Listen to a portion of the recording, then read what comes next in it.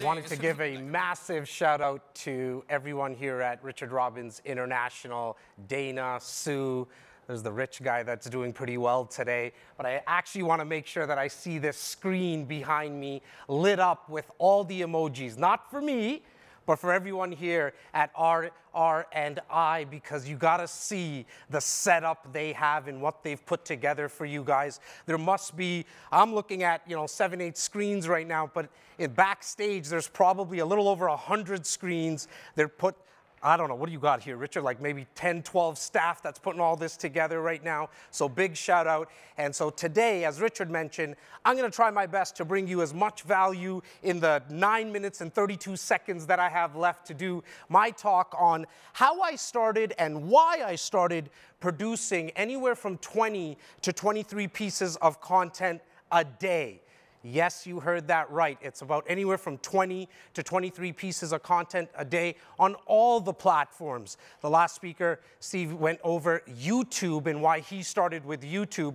What I decided to do was a little different. And as the guys and gals mentioned earlier, take what is going to work well for you. Just make sure you execute on whatever you choose. But what I decided to do within my content world is make it contextualized to each platform, as well as whatever medium that us humans like to consume content. For example, we like to watch video as we are right now. Some of you might be doing 10 other things while you're listening to this, hence why I came out with a podcast. But what I also do is I like to do a lot of images. If you go to my Instagrams and the Facebooks and the LinkedIns of the world, you'll notice that I try to mix it up because I'm a big believer when you're producing content, don't put it down someone's throat how they should consume you. Because some like to listen, some like to read, like the written word, hence why there's still Medium.com that gets a little over 150 million users a month for blog writers. So it's very easy to put out the content that you're doing on video and audio in written word as well. I'm sure the team has already put up my content guide. I think it's about a 39-page content guide. I'm so obsessed with content that I've actually made myself into a cartoon. You'll notice it on the guide. That actually speaks to how I take one macro piece of content, i.e. a 30, 40-minute recording, and chop that up to about 20 pieces. So I really want you guys to get the music of why I started producing content. About 4 years ago, I had a business partner that passed away unexpectedly and very tragic, and he was actually the face of the company. He would be doing a lot of these type of events, speaking to our clients, and after he passed away, myself and my current business partner had to make a decision. A, are we going to continue the business, which we obviously said yes to, but number two, how are we going to get out and control the narrative that goes out to our database? This was never to be a podcast star or a YouTube star. This was only, and still really is, to control the narrative that goes out to our database. And that's when I decided, and I heard a word called podcasts, and I Googled it about 3.5, 4 years ago, and it said, well, you don't need to do audio. You can only do audio. You don't have to do video, which at that time I wasn't comfortable doing video. So for anybody who's watching and listening right now, if you're thinking to yourself, well, I'm just not comfortable doing video, that's okay. I do think we need to get to video, but work your way up there. So once I heard the word podcast, I Googled it, and I could distribute it for free right across the world. Being of Indian descent, my mom, negotiates over apples back home. I said, this is free. It's not going to cost me anything. I'm going to start a podcast. And I started to do a podcast once a week at that time. Currently, I do every other week right now. But then I realized that if I actually record it on video, there's a lot more that I can do with this content. So as you can see on the content guide, you'll notice that I take a 30 to 40-minute conversation on video, I rip out the audio, I then put that on all podcast platforms just by one distributor, which is called Libsyn. There's tons of them. There's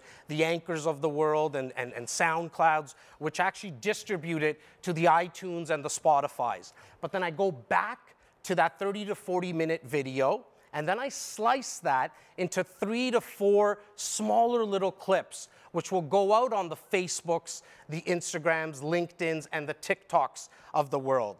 I then go back to the video, I take still images, and do quote overlays. You guys have all seen that on the Instagrams. And then when I go back to the transcription in written word, I put that out as a blog, as well as what I'm able to do is send out an email to my database. Now, imagine if you were able to do one recording every other week of only 30 to 40 minutes, so a total of, call it an hour and a half max, and get anywhere from 35 to 40 pieces of content because you're doing 2 recordings.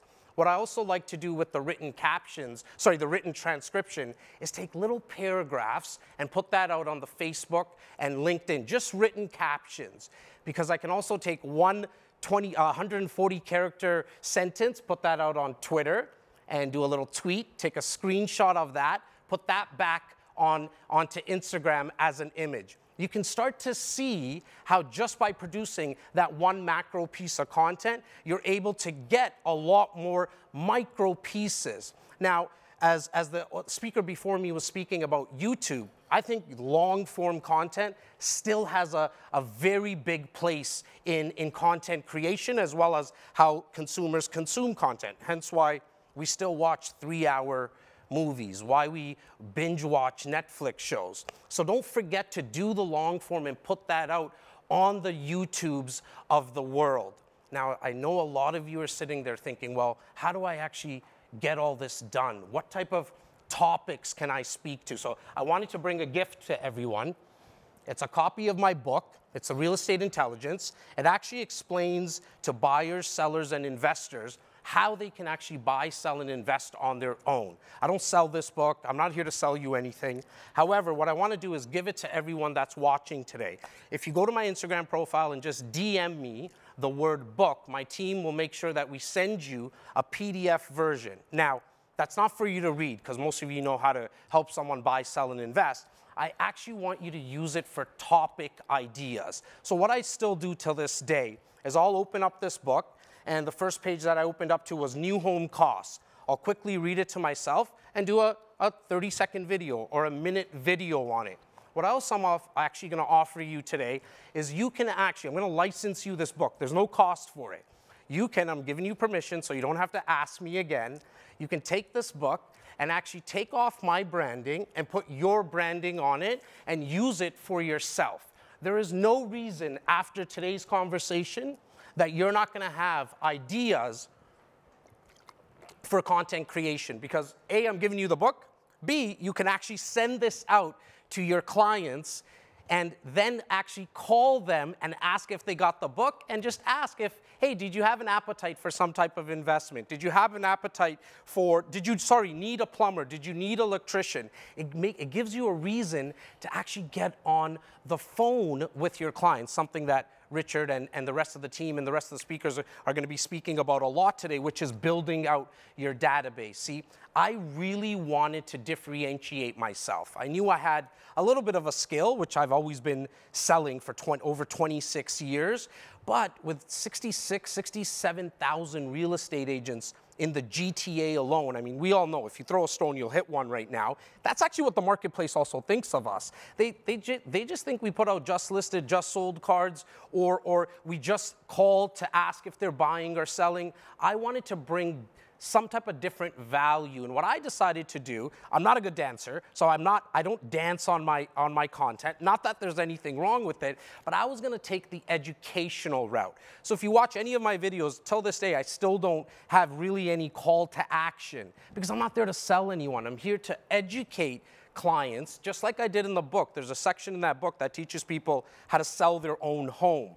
That might sound pretty crazy as a real estate broker, but I knew that only 2% of the nation actually sells their own home. So why don't I just focus on the 98%, give them as much value as possible, and if they're ready, when they're ready, or they want to introduce me to a friend, colleague, or family member, they'll do that when they're ready to do that. I'm not trying to push down their throat that they should work with me. So I implore you, as the speaker before mentioned it as well, go check out all of our socials, and you can actually take my scripts more than you want. Like, take all my scripts, whatever resonates with you, do that video, and you, again, have my permission to do all of that, because I really want you to get started with putting out your uniqueness. As you can tell, I truly believe that I can bring a lot to this world, and I feel that I'm unique, and I know that I am, and that's what I'm trying to put out to the world, because I think the marketplace is just tired of hearing from salespeople trying to sell to them all the time. We need more that are educating and allowing buyers, sellers, and investors to find out on their own. If you have any questions, I know I'm past my time slightly, just shoot me a DM and get a hold of me. Thank you, my man. I'll move over. Very good, Jess. Okay, so and you know, what he's doing is brilliant, okay? Now, you know, you're probably going, okay, yeah, well, he's doing over 600 deals here, all these agents, all that sort of stuff.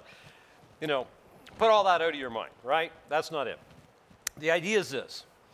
If you think about marketing, we're still talking about marketing, everybody. Remember, agents generally have a marketing problem because they don't have enough leads. If you don't have enough leads, you have a sales problem, you got a marketing problem. Jas is a brilliant marketer. Now, there's many things he could be doing, but he's picked content. Just like Steve has picked content, but just with YouTube, right? And there's no right or wrong here to how you're going to do this, right? No. You just got to decide what game you're going to play. Now, here's the value in content. The value in content is you're demonstrating your level of intelligence to the consumer, right? Because that's what they're looking for. So when you send something out and they read it, they go, wow, that's really good. I didn't know that. And now you get all kinds of ideas in his book, which is amazing.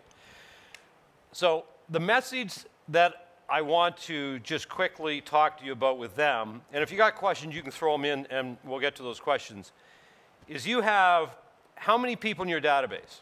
Right now we have 9,547. Did you hear that? He has 9,547. He didn't say we have about 9,000. He didn't say we have about 10,000. He gave us an exact number. Now, what's interesting about that exact number is there's a couple things that Jas tracks every day. Mm-hmm. What are they? So number one is how many people are in our database, how many is it growing by, and how many outbound calls are we making? Right. Those are the two things he tracks every day with himself and his team. Now, you now have a database of almost 10,000 people, right? Almost all the value you create is really designed for them. Yeah. And then you post it everywhere else. I post it everywhere. So what we'll do is we'll do a video of, it might be 5 minutes long, it might be 47-minute long from like a podcast, and then we'll repurpose the clips that we think are valuable to each segment of our database. Right. So we just did, myself and my VP, Laura, we ran around the city and captured all the video of condos that we've sold in the last 3 years, new build condos. Right. They're either being built or they've been built already. And what we'll do is we'll take that and we'll send that to each purchaser of that building. Right. And I think we picked up in the last 2 weeks, I think we picked up 14 listings or buys just from those videos by repurposing those. Right.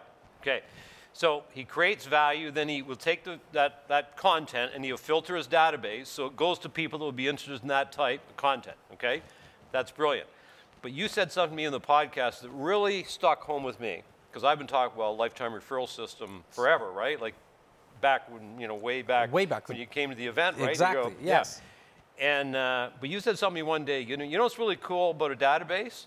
If you left tomorrow, what can you take with you? I can take those names and numbers. And if you decide, like I always tell people and I tell my team, if you start selling shoes, you start selling cars, you start selling videos, whatever it is, you can actually now take those people. In fact, I sold cars exactly 18 years ago. And people that I sold cars to, they're still buying real estate from me. I used to sell shoes, not the Al Bundy type. That might have went over a few people's heads, but at Sporting Life with marathon runners. And the people that used to work with me there, they still buy real estate from me. Why? Because we consistently stay in touch. Right. So there's the value of a database. It's not just for the business you have right now. If you ever did decide to go somewhere else, you still have those names, right? But if you're playing a different game, you're starting all over again. 100%, right? For sure. Okay, few questions here. How much time do you spend, make, edit, post a video a day? So for myself, I have a media team now that I brought in-house, that I started a media company that actually does this for real estate agents as well as myself. I'm addicted. Like this is like crack to me now, where I do probably 50% of my day consists of creating content. There's 2 videographers here with us now capturing this content as well. I think for anybody who's watching, you could do what I did in like no more than 4 hours a month. Right. 4 hours a month, because you can record those 2 macro pieces of content, sit down with a lawyer, sit down with a mortgage advisor, sit down with your broker, the business owner in the area, record 2 30-minute conversations, and then you now just need to edit these videos. Don't even do it yourself if you don't have the time. You can hire someone at $15, $16, $17 an hour. Yeah. Wedding photographers and wedding videographers are a great hack for this because they're busy Friday, Saturday, Sunday, Monday. Right. Tuesday, Wednesday, Thursday, they're not as busy. They're willing to pick up a lot of freelance work. I started with interns right from the Ontario Design School, OCAD or something it's called.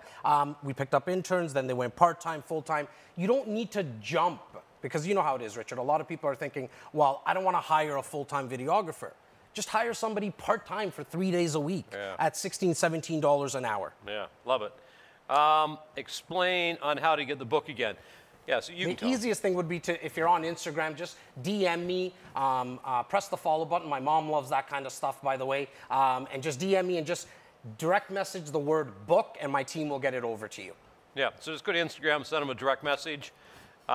Worst case scenario, send it to us and we'll get it to them. I love this next question, Richard. Are you okay with that? Yeah, are you still selling real estate now? Yeah, so I sell real estate every single day, and I don't mean to impress anybody here. It's more to impress upon you where all the data is coming from. As Richard mentioned, my team, along with my business partner, we have 54 agents. We do a little over 650 transactions, but out of which I do about 200 to 220 of them, and I haven't left the office in 4 years. I do everything in a t-shirt and a hoodie or a sweater. I tell you all this because you can set up your business around your life. Like, you can literally do that if you choose to. And I did it for the last 4 years. And to answer the question, I sell real estate and I still love selling it as well. Yeah, but if somebody wanted to see a house, you don't take them out. No, so if I work with, I'll do the initial consultation. If it's a new build condo or home, obviously that's a blueprint you're selling from. I could do that from my desk. The second somebody wants to see a home or list a home, that would go to one of my 54 agents. Right, right. But you do the initial consultation, get it all set up, turn it over to one of the agents, and away they go. And the way they go. And we kind of broke up our team where, depending on geographical location, you'll work with the expert in that area. Yeah. You guys seeing how many ways there are to succeed in real estate? Mike, there's just so many opportunities, right? You just got to find your own path. Josh, my man, it's always a pleasure, buddy. Richard, thank you so much. Yeah, thank you. Thanks for coming in, everybody. You guys. Thanks a lot.